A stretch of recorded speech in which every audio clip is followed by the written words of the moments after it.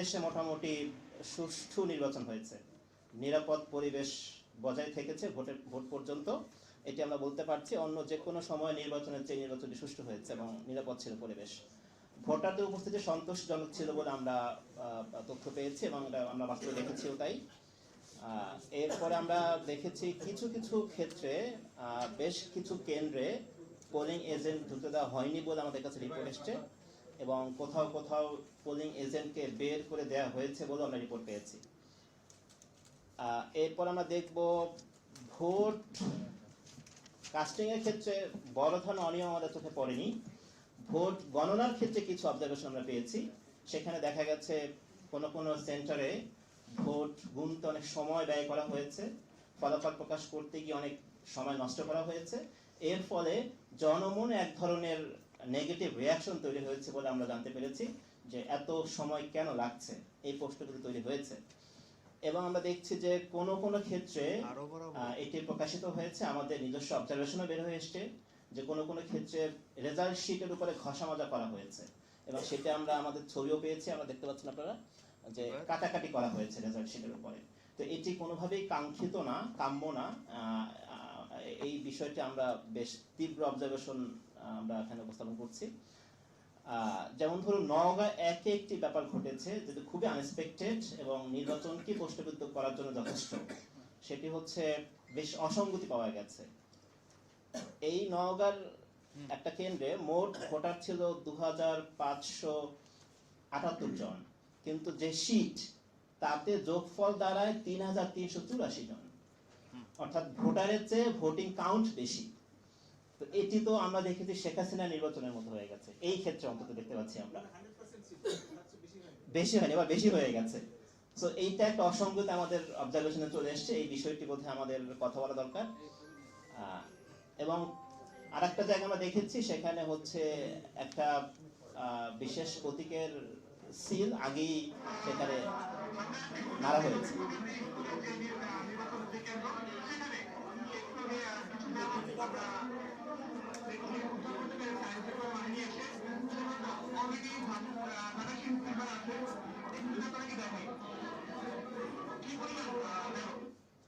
তো এই চিত্রটি আমরা পেয়েছি, যেটা আনএক্সপেক্টেড ছিল।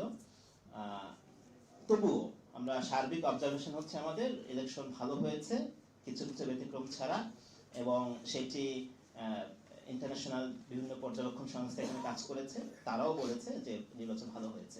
তবে আমাদের প্রত্যাশা ছিল যে 24 উত্তর জুলাই গণঅভ্যুত্থান পরবর্তী যে প্রথম নির্বাচন, সেটি একদমই প্রশ্নহীন হবে। সম্ভবত একদম প্রশ্নহীন হয়নি। এই জায়গাটিতে আরো বেশি কাজ করবার সুযোগ রয়েছে, আমরা সেটি রেকমেন্ড করছি এখান থেকে। তো এটি ছিল আমাদের প্রথম ধাপ। নির্বাচন কেমন হয়েছে সে পর্যবেক্ষণ দিয়েছি আমরা, ভালো হয়েছে, আরো ভালো হতে পারতো, এটা হচ্ছে আমাদের মূল কথা। এখন আমাদের দ্বিতীয় পর্বে ঢুকছি আমরা, সেখানে আমরা দেখব নির্বাচন পরবর্তীতে সহিংসতা হয়েছে, এটি বেশ অ্যালার্মিং। এটি আমাদের মূল ফোকাস, যে ভোটের পরে আমরা যা দেখছি এটি আমাদের উদ্বেগের কারণ আমাদের জন্য। সেখানে আমরা দেখছি যে আমরা 3 দিনের ডেটা নিয়ে আজকে এখানে উপস্থাপন করছি, এখনো চলছে এই ঘটনাগুলো। আমরা 3 দিন নিয়েছি, 12 অর্থাৎ যেদিন ভোট হয়েছে তারপরে 2 দিন, 13 এবং 14 ফেব্রুয়ারি, এই 3 দিনের ডেটা উপস্থাপন করছি আমরা। এই ডেটাগুলো আমরা পেয়েছি আমাদের ইডব্লিউ এর নিজস্ব যে মনিটর রয়েছেন সারা দেশে, তাদের পাঠানো তথ্য, এবং এর পাশাপাশি মূলধারা গণমাধ্যমে যে তথ্যগুলো প্রকাশিত হয়েছে, দুটো সমন্বয়ে আমরা কথা বলছি। তবে এটি বেশ ইম্পর্টেন্ট এটি বলা যে মূলধারা গণমাধ্যম কিন্তু এই সহিংসতার সবটুকু তথ্য উপস্থাপন করছে না। আমরা যে মাঠ পর্যায়ে যে পর্যবেক্ষণ পেয়েছি সেটি মূলধারার চেয়ে অনেক বেশি, গণমাধ্যম যেগুলো এসে তার চেয়ে অনেক বেশি।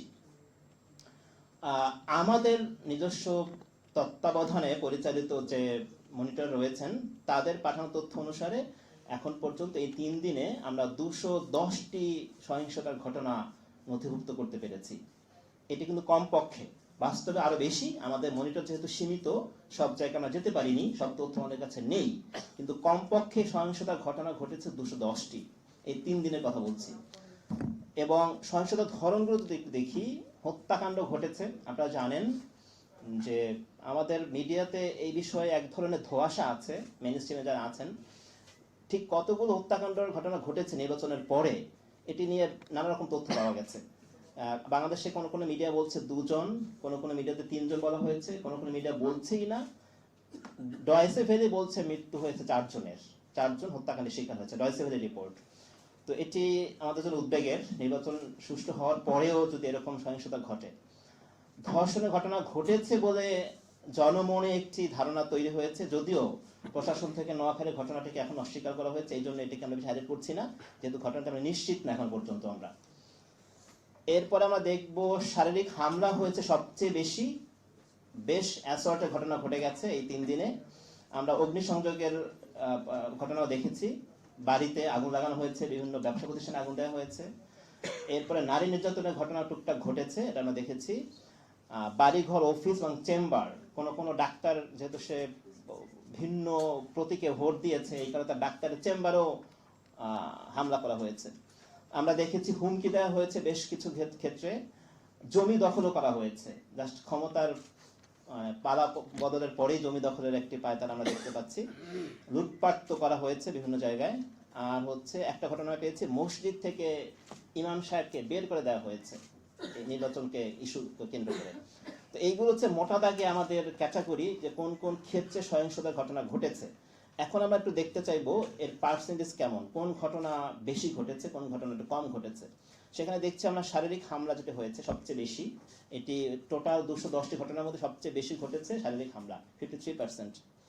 এরপরে আমরা দেখছি বাড়িঘর, অফিস, চেম্বারে যে হামলার কথা বলেছি সেটি 14% ঘটনা ঘটেছে এরকম। হুমকি দেওয়া হয়েছে 13%-এর ক্ষেত্রে। অগ্নিসংযোগ করা হয়েছে 10% এবং অন্যান্যের মধ্যে 10% রয়েছে। এই হচ্ছে সহিংসতার মোটামুটি একটি ম্যাপিং। আমরা একটু এবার চিত্র দেখি। আমি ইচ্ছে করি যে চিত্রগুলো পেয়েছি আমাদের কাছে এসছে, এমন কিছু বিভৎস চিত্র আমরা পেয়েছি, মানে মানুষকে আহত করার বিভৎস দৃশ্য আমরা পেয়েছি, সেইগুলো আমি পাবলিককে দেখাতে চাইনি, এই জন্য আমরা এখানে আনিনি।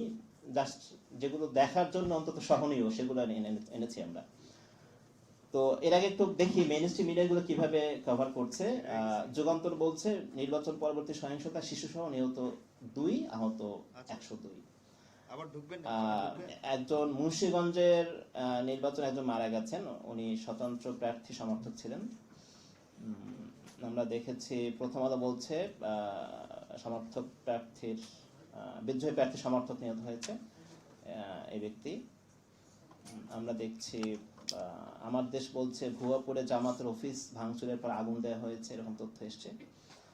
আমার দেশ আরো বলছে ঝিনাইদহে নির্বাচন পরবর্তী সহিংসতায় আহত 13 এবং ভাঙচুর করা হয়েছে সেসব জায়গায়। ডেইলি স্টারও বলছে গাজীপুরে একজন মাদ্রাসা প্রিন্সিপালকে আহত করা হয়েছে এবং তার বাড়ি ঘর অ্যাটাক করা হয়েছে। সাংবাদিক যারা আছেন তারা নিশ্চয়ই চিনবেন, আসাদুল্লাহ এনসিপি করে এবং সে সাংবাদিকতাও করে। সে কিন্তু এখন পুলিশের মানে কারাগারে আছে, সে এখন তাকে গ্রেপ্তার করা হয়েছে ভোটের পরের দিন তার বাসা থেকে পাবনা। রাজশাহীতে ঘটনা ঘটে গেছে, সেখানে দাঁড়িপাল্লার এজেন্ট হওয়ায় পরিবার সহ পালিয়ে বেড়াচ্ছেন রাবিশ ছাত্রী, আরেকজনের মাকে উপভোগ করার হুমকি দেওয়া হয়েছে। এটা একটু শুনি আমরা, একটা অডিও।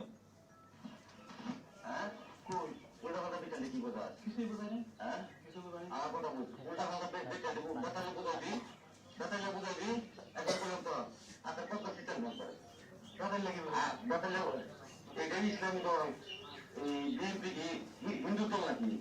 এটা মুসলমানের দল, আর এটা হিন্দু দল নাকি? এটা কে কইছে? কে কইছে এটা? সেখান দল, তারপরে আমার বাচ্চা বুঝা, তোরাই সাহস করে দিচ্ছে। আমি কারো বলতে ভাড়া কথা বলবো, আমি কারো কিছু বুঝবো, তার তো এটা অধিকার আছে, অধিকার আছে। তুই উল্টা কথা বলো, আমি কি বুঝবো? আমি মামিরে আমার কথা বলো, মামিরে সালাম দিচ্ছি, শোন আগে মামিরে সালাম দিচ্ছি, দেখো ভালো সালাম না, খুব বড় তোর সালাম কেটে দেওয়া দিচ্ছে। কোনটা খুললাম না করবো না, কোনটা খুললাম না করা, আমি তো কোনটা খুললাম না করবো না, মানুষ না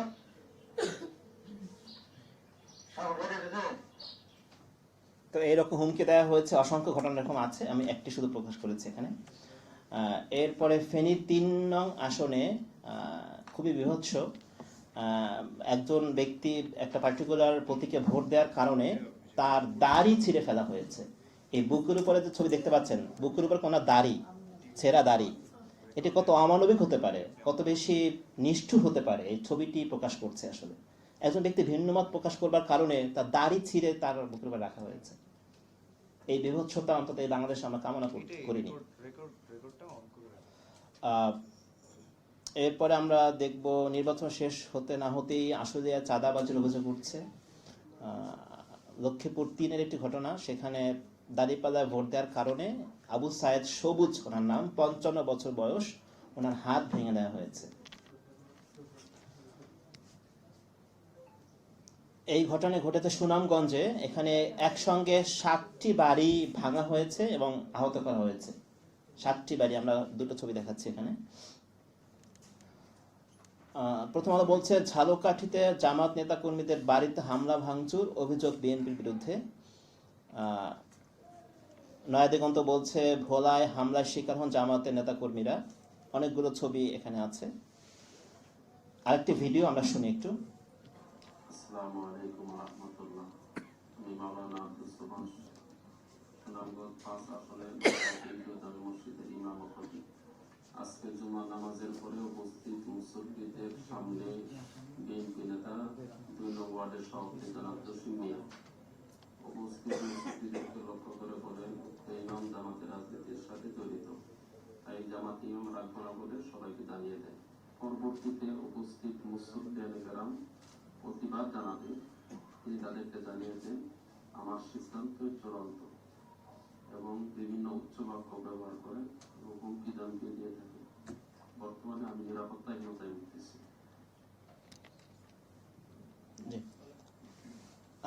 আরেকটি দেখি লক্ষ্মীপুর 1-এ বাড়িতে আগুন দেওয়ার ঘটনা দেখি আমরা।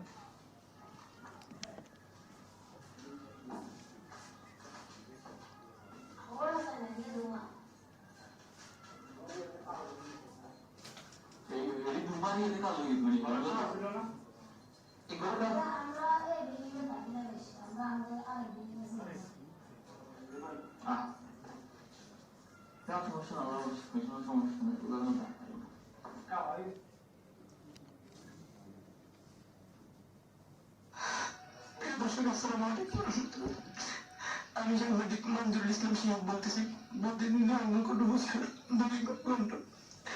দুঃখের বিষয়ে আমার একটা প্রতিষ্ঠান আছে।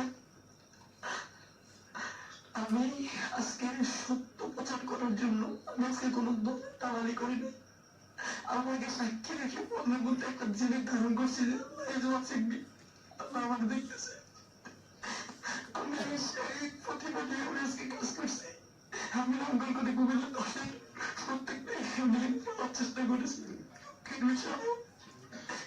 আমি এসে দেখি আমার প্রতিষ্ঠানের জায়গাটায় আমার প্রতিষ্ঠান দেখতেছি।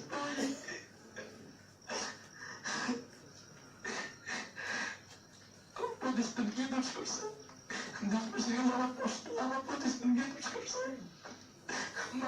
আমি দোষ করছি, আমার প্রদেশ কি দোষ করছে? থেকে ব্যাকআপ দিব, থেকে দিব ভাই? আমার আমার ভিতরে জিনিসপত্র নিয়ে গেছে, এটা কেন? এই রাজনীতি কি আমি করছি? এই রাজনীতি করছি। আমি আল্লাহকে ঝক্কি রেখে কোরআন শরীফ শপথ করে বলতে পারবো আমি আজকে কোনো দলের দালালি করি নাই, আমি কোন মতের দালালি করি নাই। আমার 1000-2000 টাকার জমানো টাকা দিয়ে আমার গড়া প্রতিষ্ঠান